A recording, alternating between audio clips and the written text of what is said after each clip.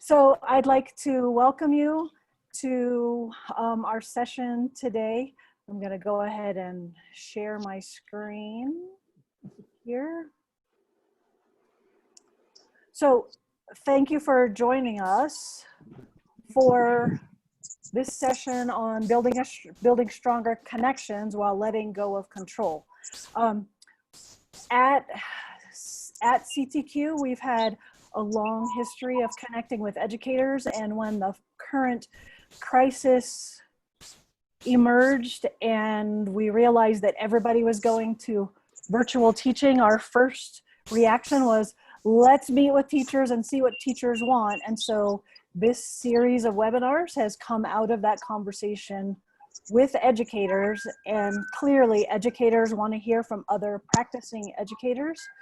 So every single e-workshop in the series is led by someone who's in the classroom, living real life, real experiences with real students in real schools and the real challenges that are going on. At CTQ, that's what we do. We have a long history connected to research and working directly with educators to inform the system about what collective leadership might look like. We use opportunities like this to try to inspire folks, to try to create a system that works better for all students. And when folks are inspired, we're more than happy to partner with schools, districts, unions, other organizations, state agencies to create the innovation, like I said, to create the system that our students need. So that's who we are as an organization. It is my honor and privilege to introduce two of my edu sheroes, who are going to be facilitating our time together today. Starting with Heidi Rodriguez, who has like this both of these facilitators have ridiculously long lists of honors and awards and recognitions. And at the top of that list is that Heidi is an avid coordinator at Central Union High School, a journalism teacher, and teaches Success 101, which is a freshman class. That's in addition to having been on the board of directors for the National Board for Professional Teaching Standards, being on the California Commission for Teacher Credentialing, and that list goes on and on and on. And she has kept everything that she does rooted in real life as a real teacher in real classrooms down in El Centro, California, close to the border with Mexico. And then second edu shero, Renee Moore, who is a member of CTQ's board of directors. I believe I should know this, right? Vice chair, maybe? Hello. Good, how are you? You too. Vice. Yes. And if folks could remember to mute their microphones, that would be awesome. So Renee and Heidi are both national board certified teachers. Renee, as you can see, teaches in the Mississippi Delta and has been teaching for 30 plus years, and also board of directors for the national board, Millikan Award winner, NEA Commission for Effective Teachers in Teaching, and that list goes on as well. So without further ado, because I know you all came to hear from them, I'm going to pass this over to Heidi and Renee to share some of the things that are working for them and to host a conversation about what's working for you. All right, all yours, Heidi. Okay, well, thank you so much for that introduction, Lori. I really appreciate it. One of the greatest gifts, edu shero gifts that I've received is having worked alongside you, both you and Renee, at the National Board of Directors. And so that is, you know, there are moments in one's life where you can pinpoint the magic, and that's one of them for me, without a doubt. So, you know, we were just introduced, and now I didn't want to put up a picture of This Is Us but I was going to say this even without the show. So this is us, Renee, Lori, and myself. And now I'd love to either hear from you. You can grab a mic if you'd like, unmute yourself, or you can type in the chat box, whatever makes you feel more comfortable, and tell us who you are and where you're from and what you'd like to take away from today's session. And I didn't say learn because I believe that you already know a lot of things, just the fact that you're here. And so, you know, it may just be reminders. All right. So 23 years, Gabe, welcome.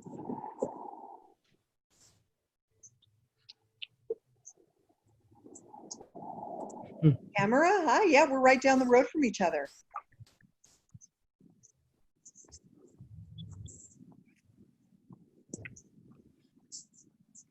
New York City. Okay. Welcome, Emily. And as I said, you're welcome to take the microphone if you like. And if you feel comfortable, it is about comfort.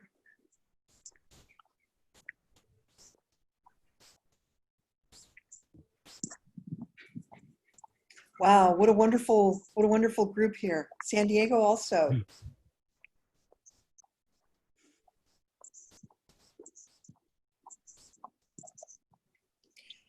And so for those of you who are, if you're not that familiar with Zoom, make sure that you open your chat box, and that way you can read and see where the other participants are from. And we'll take a few more moments to do this.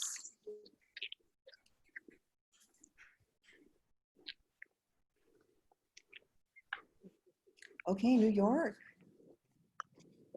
So you're also on the border, Judith. Yes.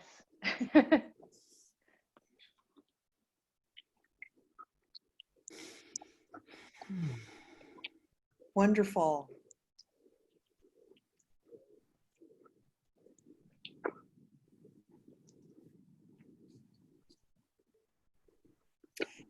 And if you could, please remember also to mute your mic if you're not speaking.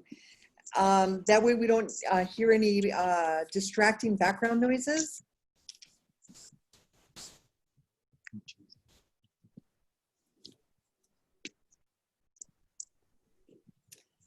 All right, so we have an incredible range of people here with us today. Welcome. It's an absolute pleasure to have been asked to facilitate this discussion and share some of my experience, some of the,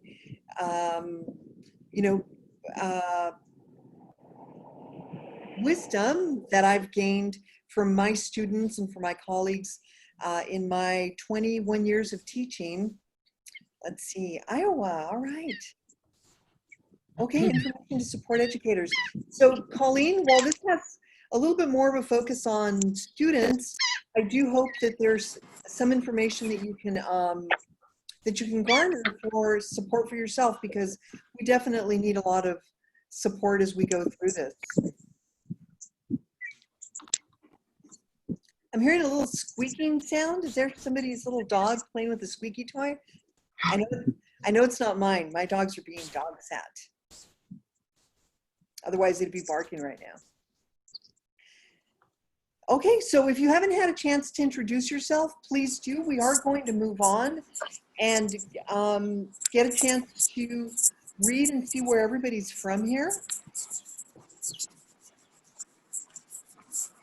Excellent. Okay, so my connection to CTQ is actually when this picture was taken, I was in this room, kind of like, you know, from Hamilton, in the room where it happens. I was here.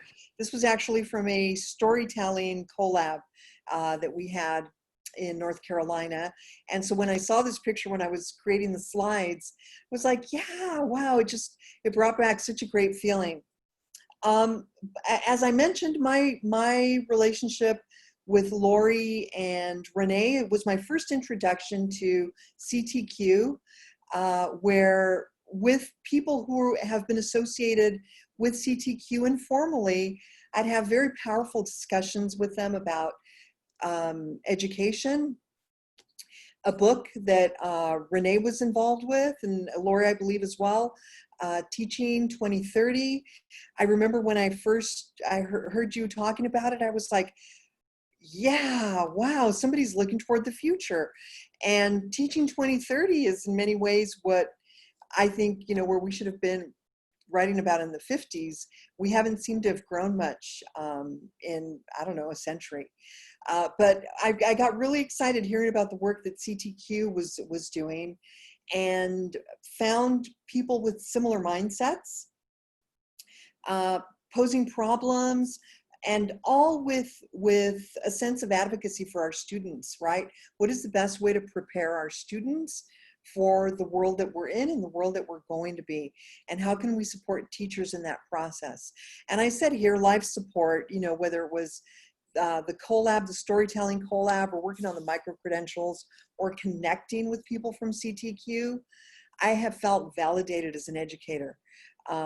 Sometimes in my traditional environment, I feel as though I'm in a silo. Not that much anymore, actually, because things are changing because of the work that CTQ has led. And so, it starts reaching out.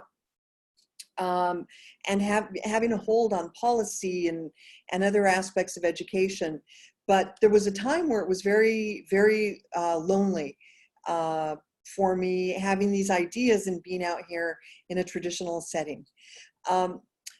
So we are, Renee, would you like to talk a little bit about your connection with CTQ? Hello, everyone. Just briefly, wanted to comment on how much the reason CTQ is doing this is because we believe very strongly, and the reason I'm attracted to this organization, we believe very strongly in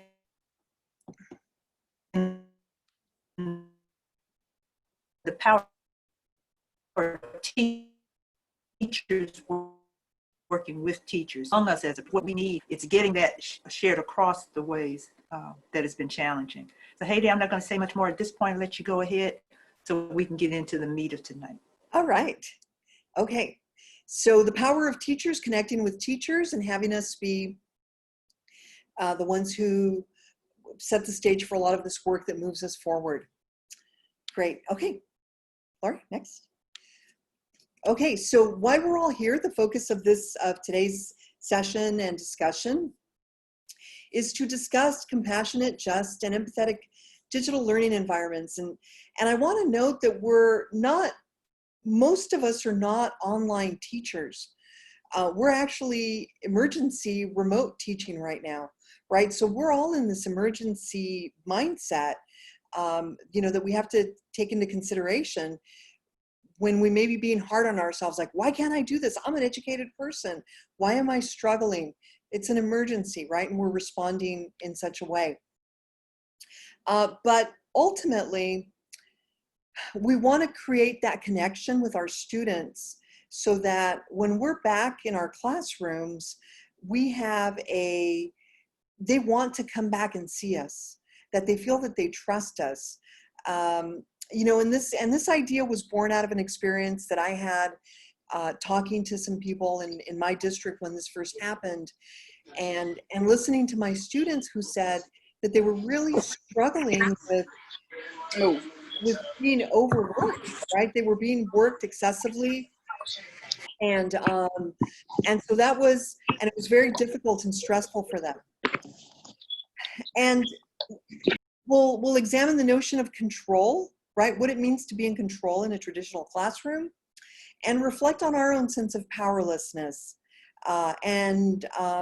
Especially during these times or in general, right? Because if as teachers, we really controlled everything that was happening in the classroom, all of our students would be achieving.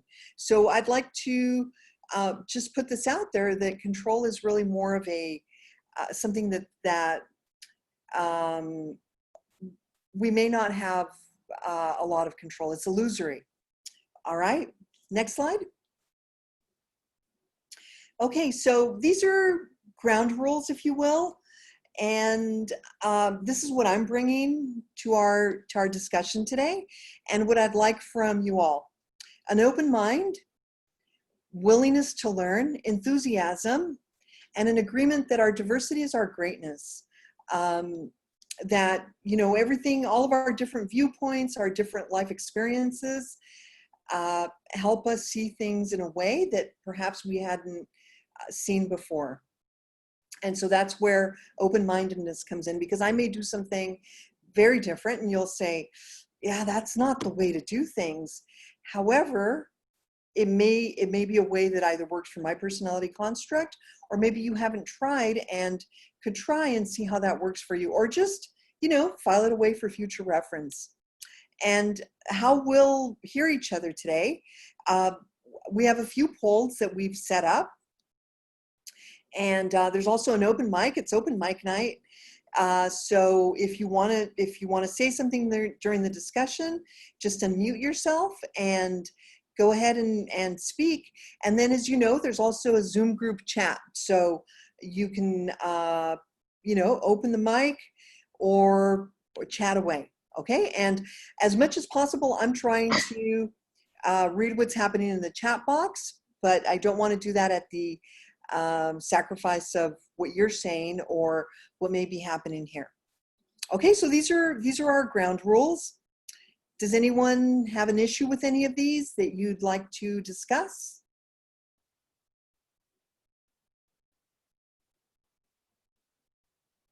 Okay.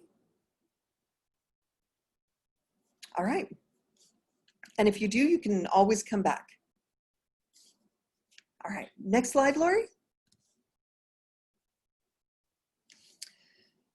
Okay, so this saying was shared with me, and it touched me deeply. And I'll, you know, it's not a lot of words. I don't like reading to, but I will read this. The African Maasai are famed for their strength and mental acuity, yet their greeting to one another carries a message about what truly makes them heroic. Kasarian Ingera, which the translation is, and how are the children? All right, so yes, it gave me chills too, and it made me a little teary. My voice cracked a little bit as I was reading this out loud. And how are the children this is what has, you know, I've sort of set this as my compass as we're going through this period, and it's the way warriors like everybody who's in this room right now, and a lot of the educators that I work with, this is we may not be asking it directly like this, but that's what we're doing, right? And how are the children? Because the way we see it, they're our priority. So if we could go to the next slide, please. And we're going to, I'm going to touch a little bit on, this is how my children are doing based on, this is actually one of my classes. And this was a survey in Google Forms.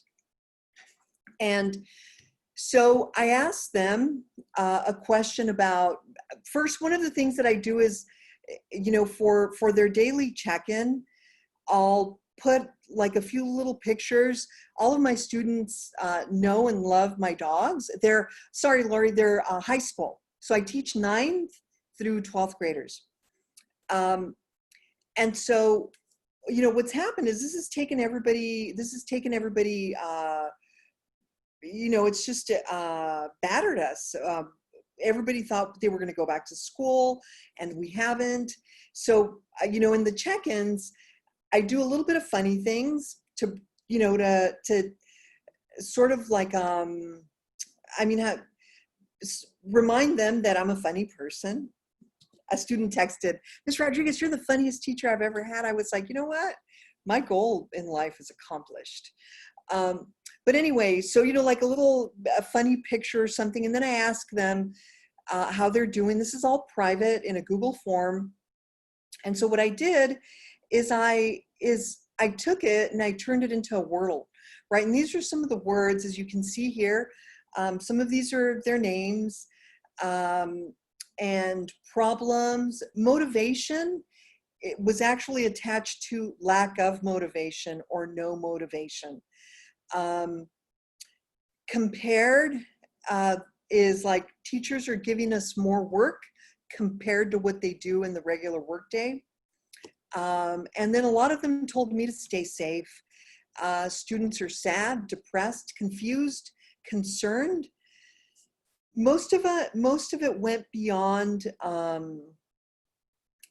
don't know, although there were a few IDKs, right? You know, and there's no judgment. There's absolutely no judgment in how they're feeling, right? That's not something, it's not my job.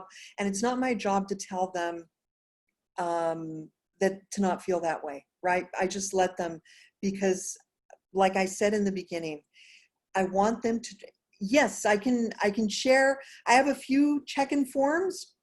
Like today's, for example, was welcome back. We just came back from spring break, and I had a little picture of me with a marker mustache, like with a Sharpie, and I went like this, and I said, I grew a mustache over the break. What have you done, right? And so then, and they've responded like, I gained a lot of weight, or I started working out. I grew a beard, said a young lady. And then another young lady said, hey, guess what? I grew a mustache too. So it really breaks down that wall to get them to start talking about how they're feeling.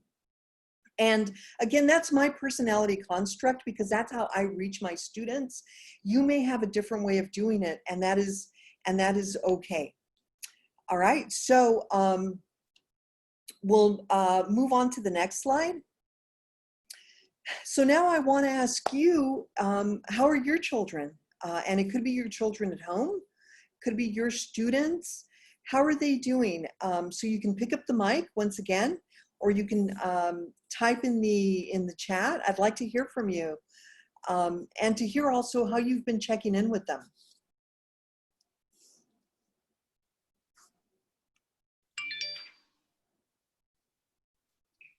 Oh, sorry, I'm late, y'all. I don't know what happened. I went to the wrong class. Who is that?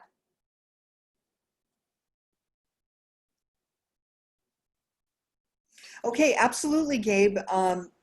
There's definitely, especially with my seniors are very concerned about if their grades will drop if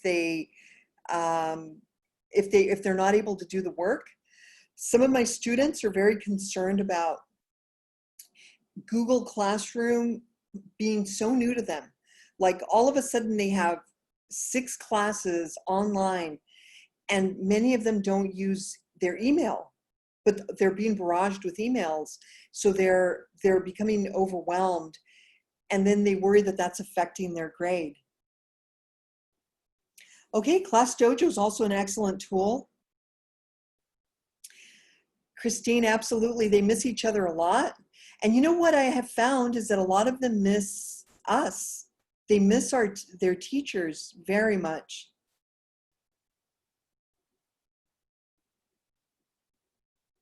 Yes. Yeah, it's a very hard time for our students and our teachers too, because we look forward to that face-to-face interaction.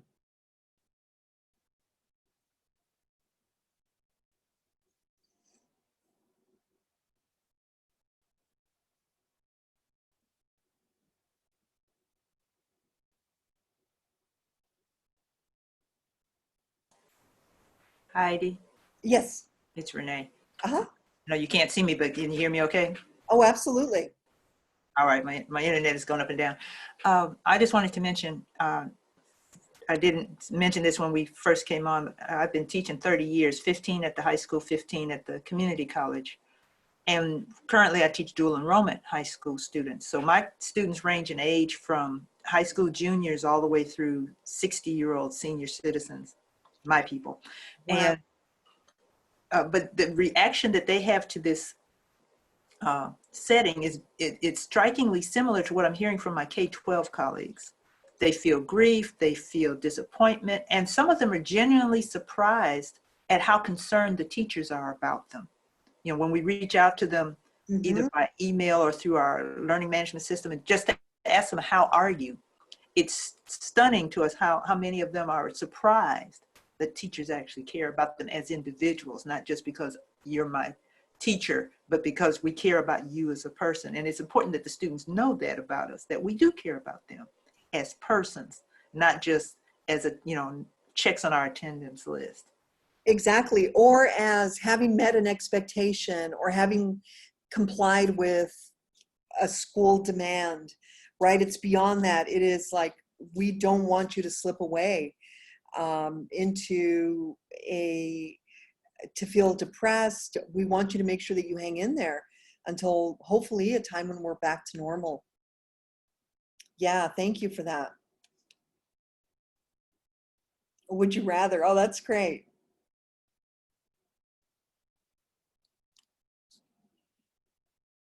Okay, and silly, a question of the day, throwback picture of the day.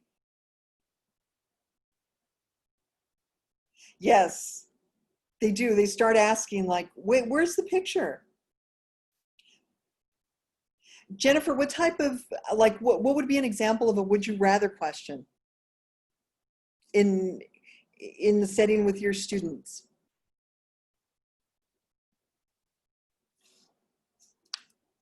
Hey, Jennifer, if you're responding, remember to unmute your microphone.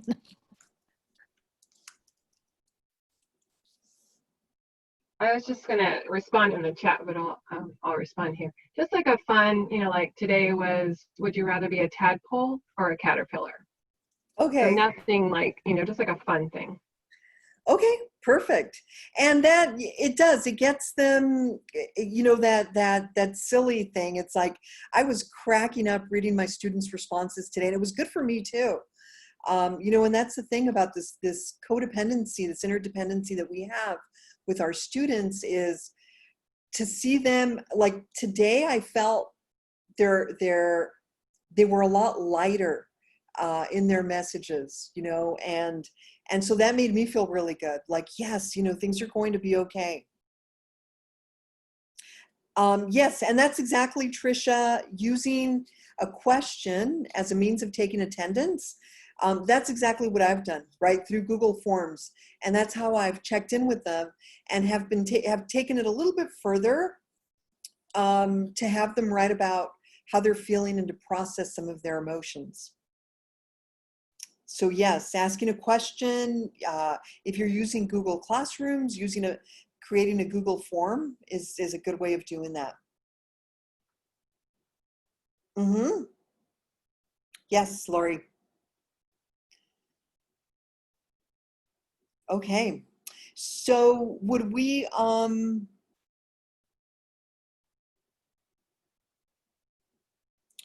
right, I'll wait for Skylar's response because that's a great question, Renee.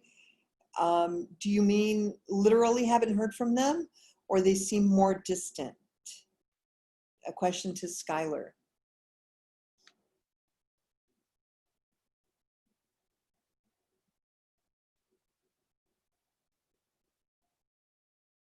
Gotcha.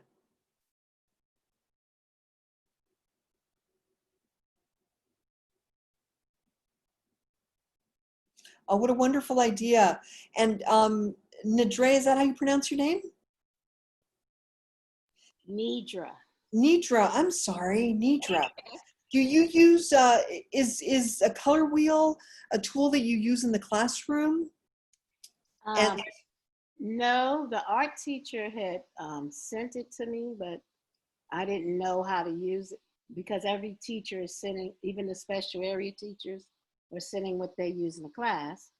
Okay. So I just used the color wheel like that, and I asked them, are you red today? Are you blue today?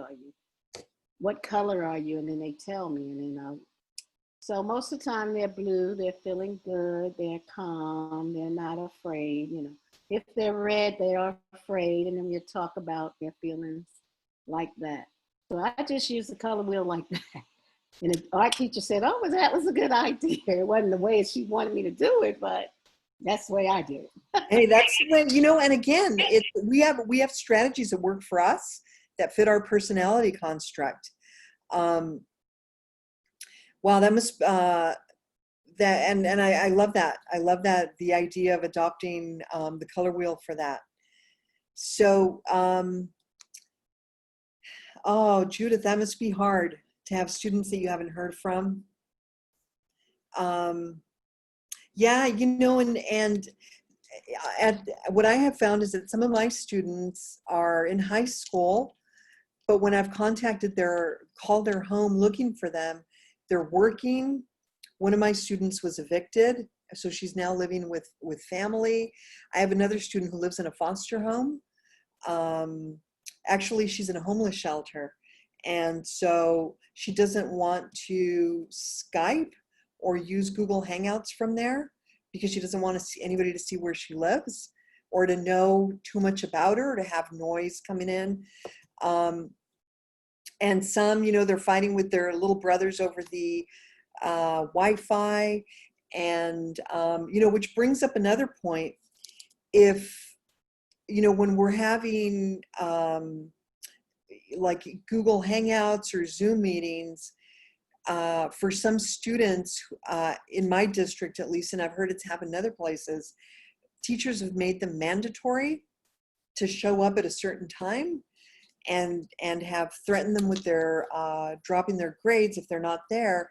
And that to me seems like such a lack of social justice for students who cannot make it for some reason. And that's one of those things, and students have communicated that to me, is that they just feel like checking out when that happens, because they, again, there are rules, you know, and this happens in day-to-day regular school day life, but there are rules that they just can't, it just seems like they can never do enough. And so for many of these students, they feel like they're just always going to lose. It's a losing game. And so anyway, you know, something to think about. And it's wonderful if they're optional, because if the kids can't make it, you know, for a lot of the reasons that I mentioned, they just start pulling out a lot more. And I've always felt that as educators, our job is to create like spokes in a wheel so that our kids don't have a reason to want to get out. And, but you know, with things like this, we do push them out, unfortunately. Okay, so we'll move on to the next slide.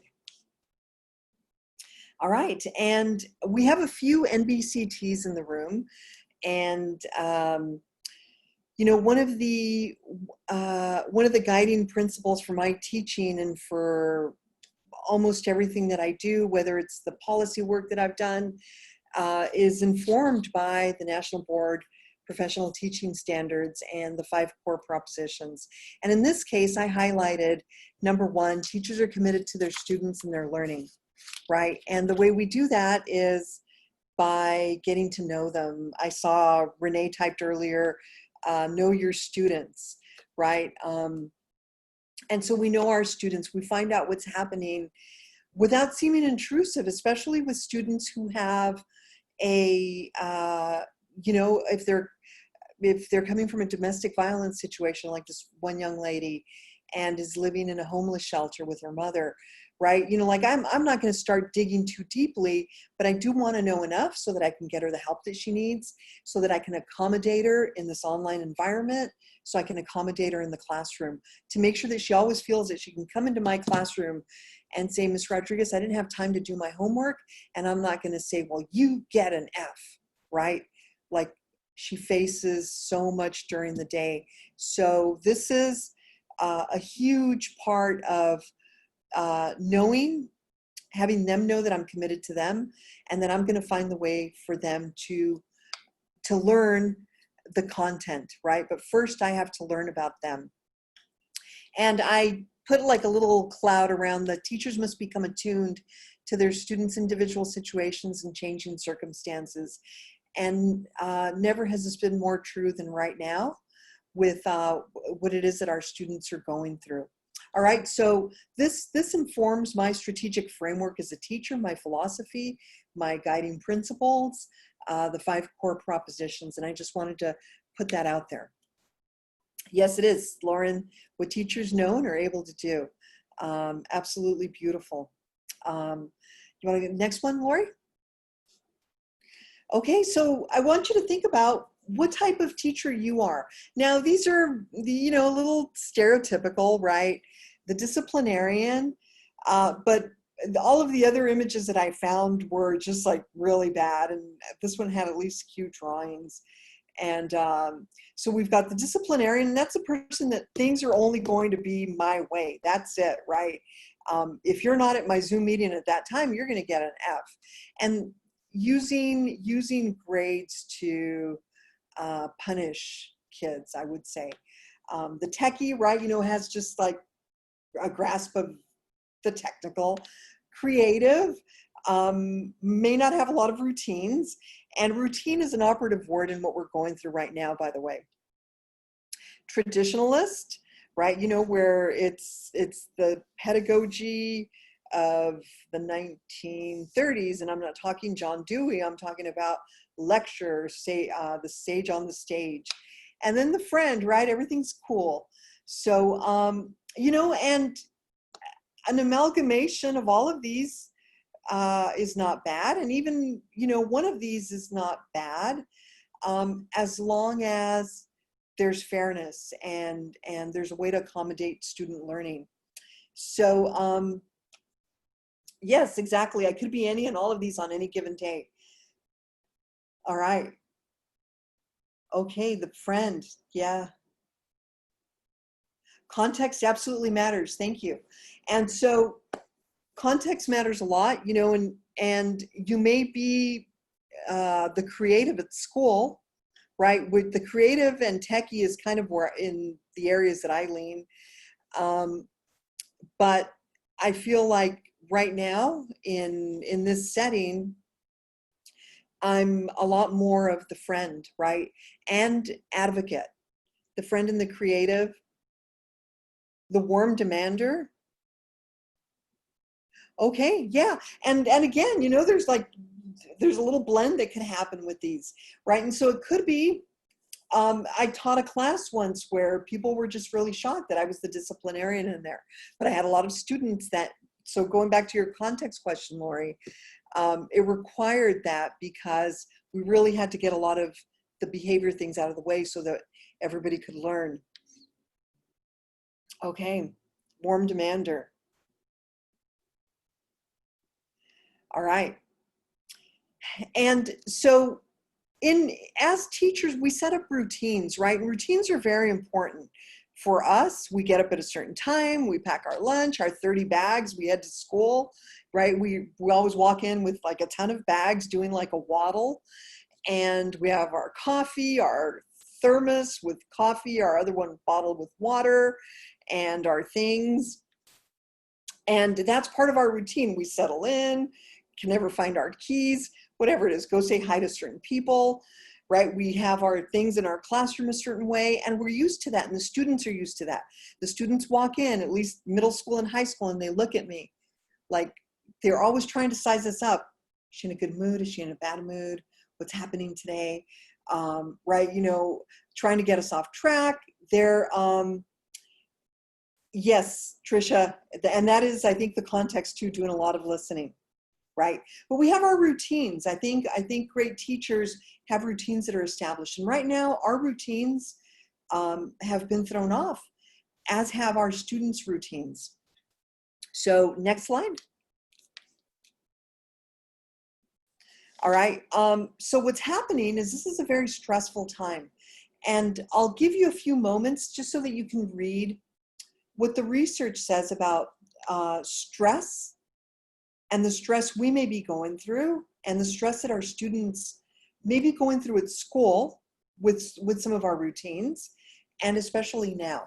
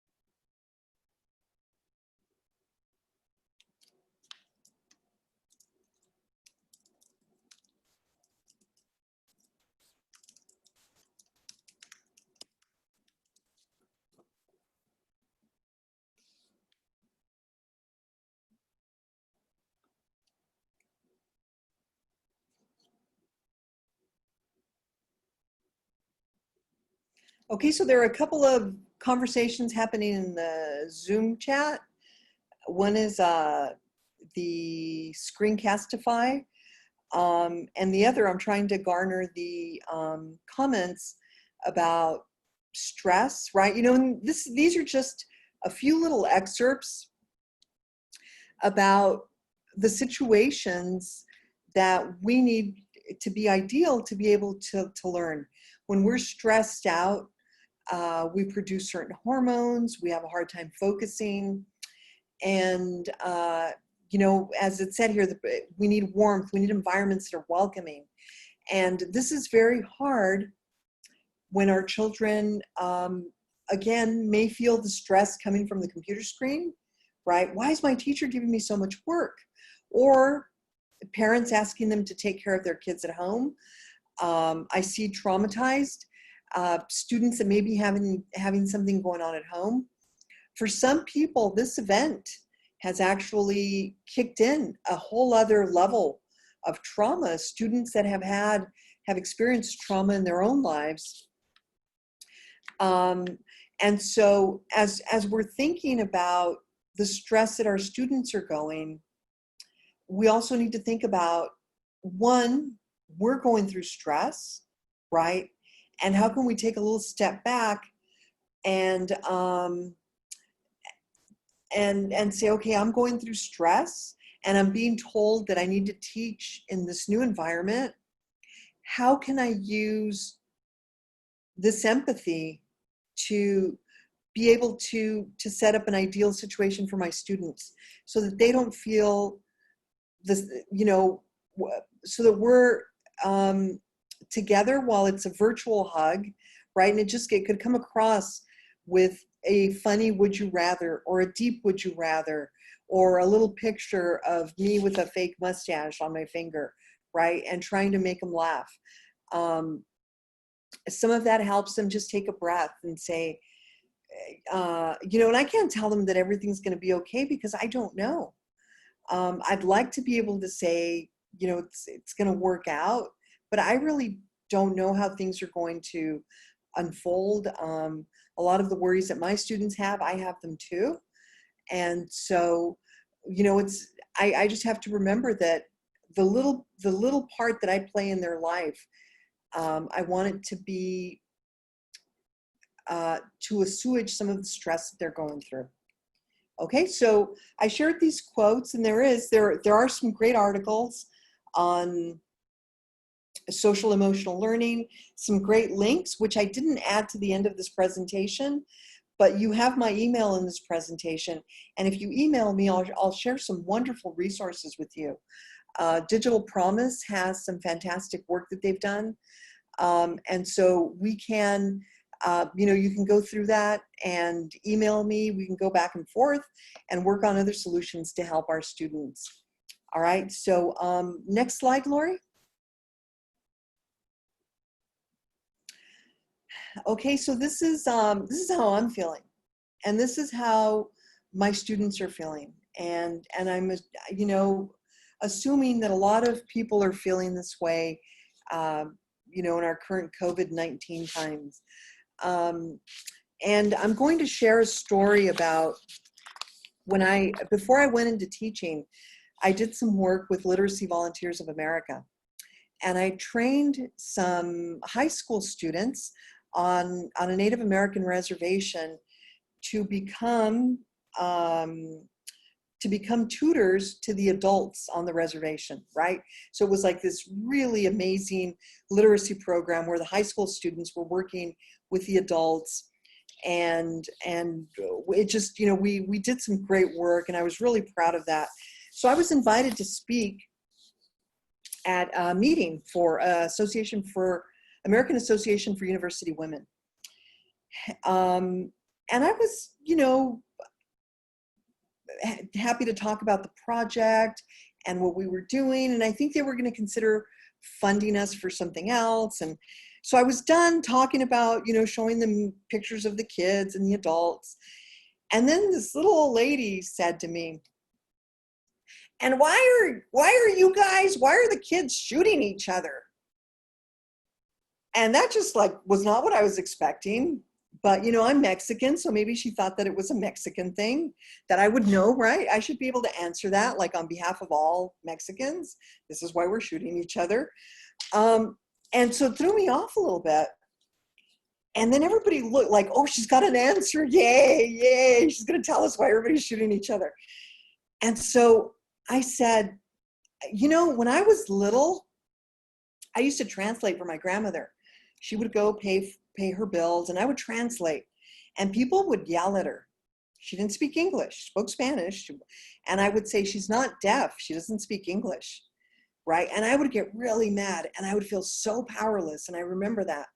And so I was telling these people that, and I said, now, I used education to get out of that powerlessness.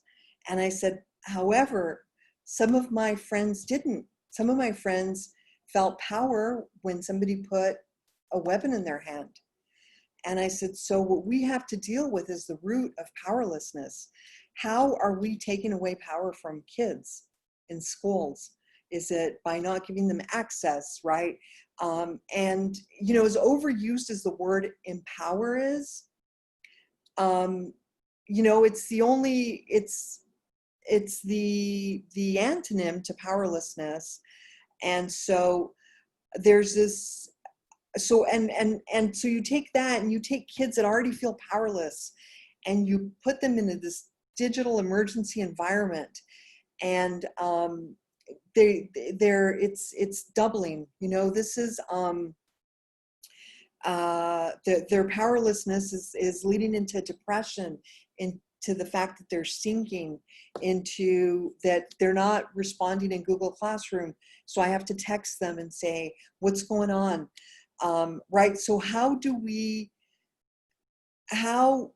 in our way, with the students that we have, that we can touch on a daily basis, digitally touch, how can we add power to their life so that they're not, I mean, you know, the thing is, this is where this is bizarre, because we're all sort of at the mercy of COVID-19 right now. And most of the time anyway, right, what we think of as power and control is really an illusion, but what can we do? And so this is the next discussion question, right? What actions can we take to build agency, which, right, that are actually actions that can help our students have a voice, to go, to become stronger, to feel a sense of power in this powerlessness. All right, so next slide, Laura.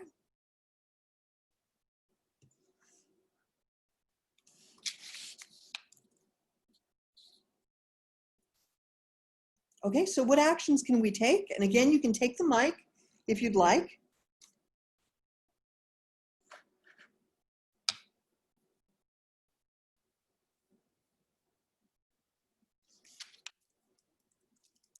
Can you state that question again so I can drop it in the chat box? What actions, it's right there on the slide, what actions can we take to build agency? To empower, right? So the opposite, somebody feels powerless, and we know that. And then you add a powerless, as another situation on top of that. What can we do on a day-to-day basis right now in this virtual environment to give them a voice? And Renee said something about students who were extremely introverted or silent in class that have become much more vocal, right? And so that's where, you know, one of the things that I've done is the feedback, right? My feedback is a little deeper and more meaningful because I have more time too, right? You know, and the assignments are different for all students. Praising them, giving them advice, reassuring them. Okay. All right, Judith. What I mean by that, this is Judith, hi, is that I joined this PD for that answer, is how can we empower students in this time where we have no control and we feel powerless, you know, because it's so different for all of them. Yes. And, you know, one of the things that I think, Judith, is staying connected, you know, beyond the content, just really finding ways to connect with the students. One of the things that I did when this first happened, because I teach journalism, I asked my principal if we could make a video. And so I, you know, sent an email to teachers at our school and asked them to record like about 30 seconds. And I broke it up into two things: what we miss about school and what we're doing to prepare to teach you online, right?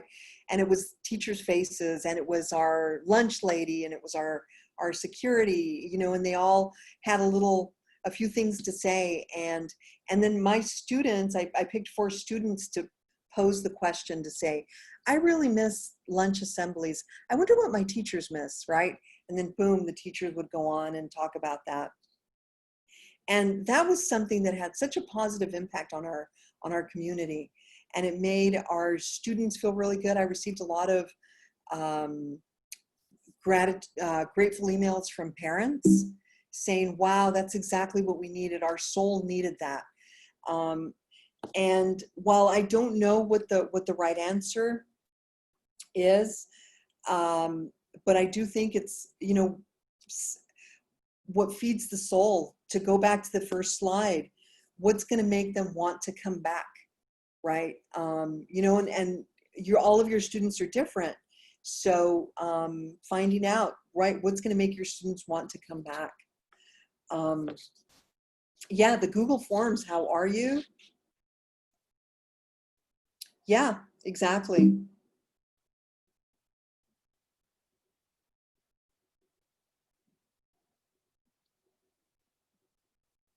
Mm-hmm. And you know, there are a few positives about this environment right now that I've been able to find. Is there's a little release from the pacing guides. I can't believe people are still using that word, but there's some, you know, there's some release from that. And so the teachers who have said, gosh, this isn't why I went into teaching. Now you've like, yeah, I'm going to have them write something. So for example, my Avid 10 students are using Book Creator, which is free, by the way. And if you haven't used Book Creator, it's very easy to use. And they have like a free version for teachers. And yes, exactly. Thank you, Renee. And so what I'm having my students do is they're making a book. Before we were sent home, they were working on a college research project, right? It's Avid, so they were researching colleges. Now they're working on a book, and they are looking, and it's the university that they're researching. So they're creating a book that I'm going to share with middle school students through other teachers, right? So they're super excited because it's authentic, it's a project, and they're going to get feedback from middle school kids. So they're like, yeah, we're writing a book. And in the library, it's called Avid Authors, you know, and I gave them enough time with a nice little timeline for them to organize their work, right? So that they don't feel overwhelmed, because that's the last thing I want to do, is to give them busy work and overwhelm them. So that is, and so for, you know, if we have English language arts teachers, you can have them use Book Creator to write a book about what they're going through, right? You know, go into, you know, look at your standards. If you're ELD teachers, if you're a science teacher, they could take, you know, a cell and tell a story, you know, do something fun and creative. There's so many things that you can do with Book Creator. And they have, you know, their Book Creator is very active on Twitter with trainings and things of that nature. So you can go in and do that. And thank you, Lauren. So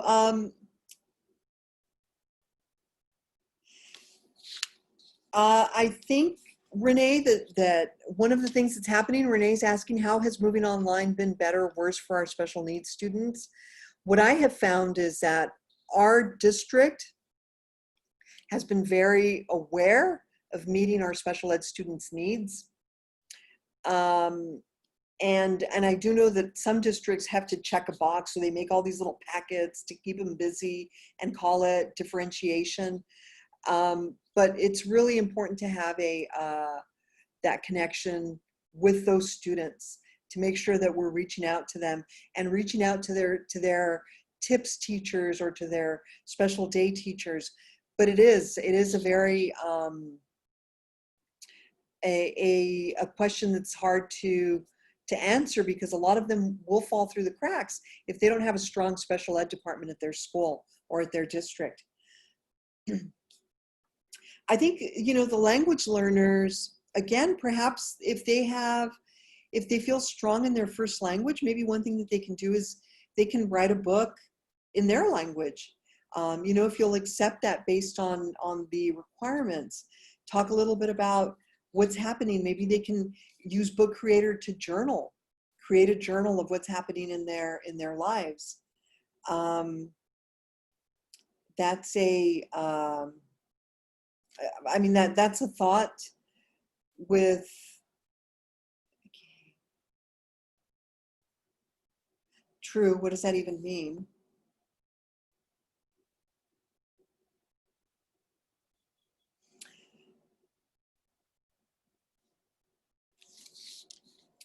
So we've got a couple of minutes left. Lori, I think we are on the last slide, which is, you know, this is for us and it's for our students. We want to be a part of something bigger than us, and to know that what we're doing matters. And I firmly believe that if you're here today, you know, in this Zoom meeting,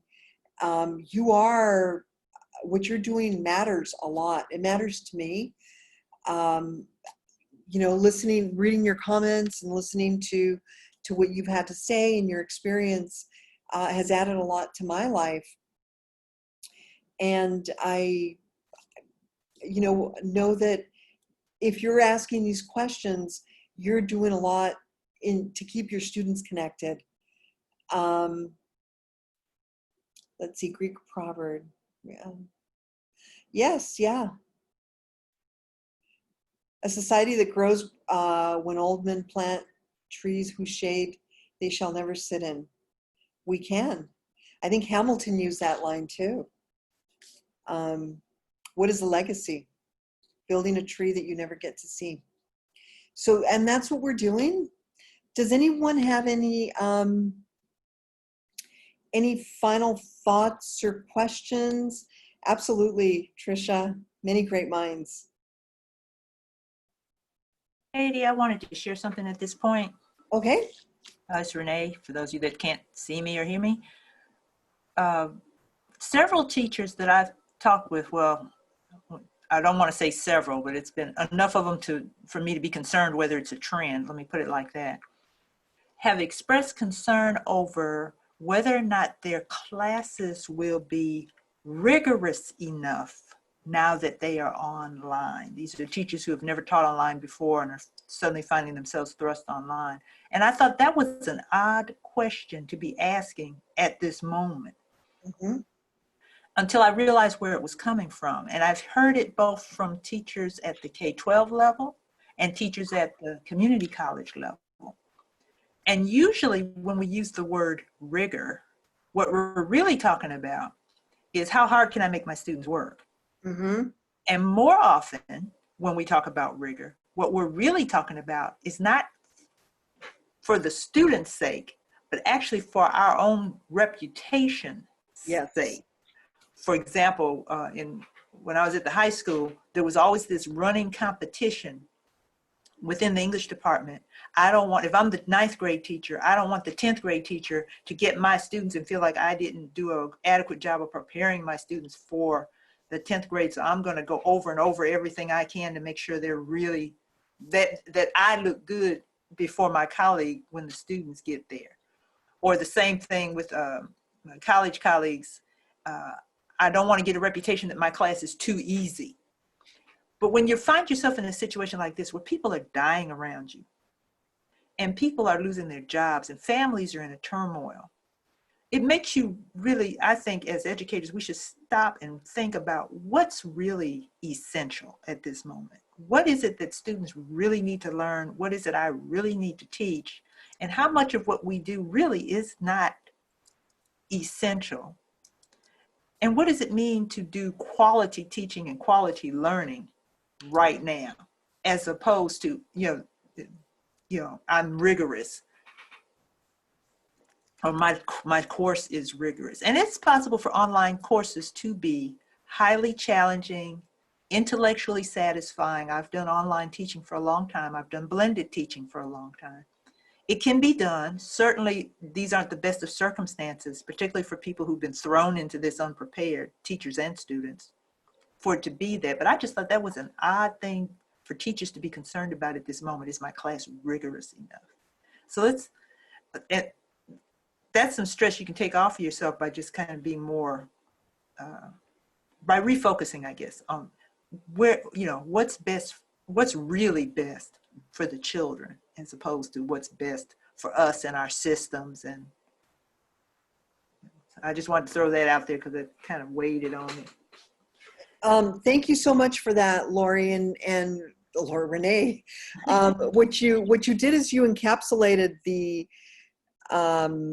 purpose of this Zoom meeting, and it was born out of frustration with a few of my colleagues saying, well, I'm not going to drop my expectations, right? And going again to this is not the time to do business as usual, right? This is an emergency situation, and is business as usual even that good? Right? It's a whole other question. It's a whole other Zoom chat. Is it that good? Like, if we were really in control, would all of our students be achieving? And so, we're flying the airplane right now and building it at the same time. And so, yeah, we have, and I think when people say that, it is out of fear and ego, and having a hard time letting go of control. Right, which is what is happening here. And so that might be the one thing I can control, is give my students a lot of work and then just give them an F and give them, right, because it feels like control, but it does a lot of damage, and that's what this is about, making sure that we are keeping our kids connected and letting go of some of those voices that we have in our head, that we have to be rigorous and high expectations. No, we're here for our students, because as the question says, and how are the children? Right? We're warriors. Yes. So, Lori? All right.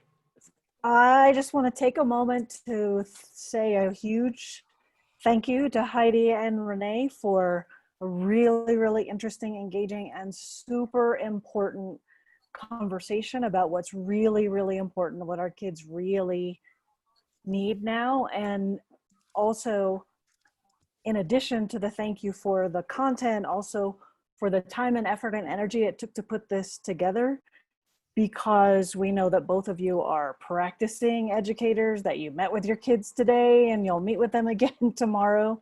And that was the whole point here of putting this webinar series together, so that educators could connect with other educators to learn together and with each other. So thank you very much. And if folks need additional information or support or interested in additional workshops, there's still, I believe, 6 more, either 4 or 6 more additional e-workshops on a number of different topics. Tomorrow we're talking to educators. Next week, Keisha Williams, who was here, I don't know if she's still here, social worker, who's going to be also talking about social emotional learning and putting your own mask on first. So thank you very much to Heidi and Renee, for all of you for being here, and we hope to see you again in some of our additional workshops.